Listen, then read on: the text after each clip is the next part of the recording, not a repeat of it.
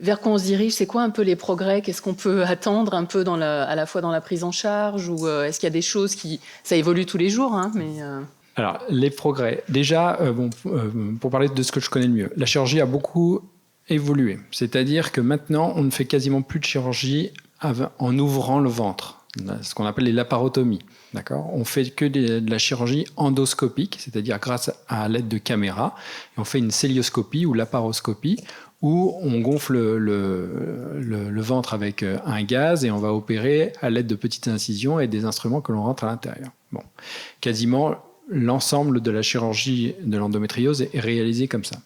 Ensuite, on a arrêté de faire certaines procédures qu'on a fait pendant des années de bonne foi, qui était par exemple la kystectomie d'un kyste d'endométriose, parce que aussi fort que l'on était, eh ben, ça collait tellement fort sur l'ovaire que ça arrachait toujours un petit peu d'ovaire et on diminuait la réserve ovocitaire.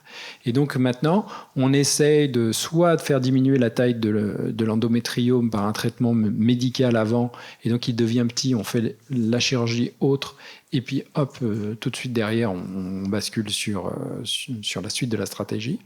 Ou alors on les alcoolise, ou alors on les vaporise, comme je vous expliquais.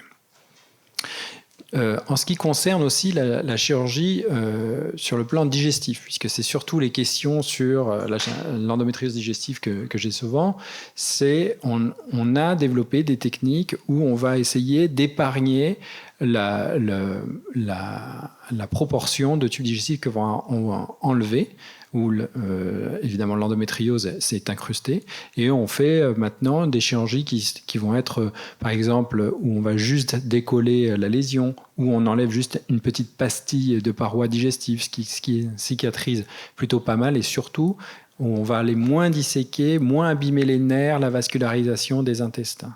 Donc une chirurgie beaucoup plus conservatrice et moins agressive, et donc avec moins de séquelles.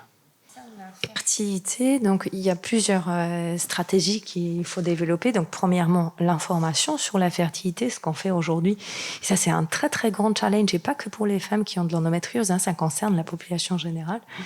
Deuxième chose, éducation des médecins, effectivement, d'adresser les patients. Le bon adressage est vraiment très très important. Et troisième élément très très important, effectivement, comme Julien l'avait dit, les examens qui vont nous permettre de prédire quelles femmes sont à risque d'infertilité et auxquelles il faut proposer la préservation de fertilité. Et au moment qu'on fait la préservation de fertilité, quels ovocytes vont réellement donner un bébé? Parce que pour l'instant, on les conserve, on ne sait absolument pas ce qui va se passer avec. Donc ça, c'est sur le plan clinique, ce qui vous concerne vous. Par contre aussi, sur le plan fondamental, donc pour comprendre la maladie, parce que tout ça, ça nous permet d'avancer aussi sur la thérapeutique, sur le diagnostic, il faut qu'on comprenne vraiment beaucoup plus précisément pourquoi il y a certaines femmes qui développent l'endométriose et pas d'autres, pourquoi il y a certaines formes d'endométriose et quel est le lien exact entre l'endométriose et l'infertilité. Et déjà, si on comprend ça, on va arriver peut-être à trouver des solutions. Et après, sur un plan complètement paramédical, ce que Sophie où elle a insisté énormément, et je trouve que c'est vraiment un challenge énorme, c'est vraiment d'informer les patients qu'il y a beaucoup de choses à faire côté psychologique, paramédical, et c'est à vous de jouer, en fait. C'est aux patients de travailler là-dessus.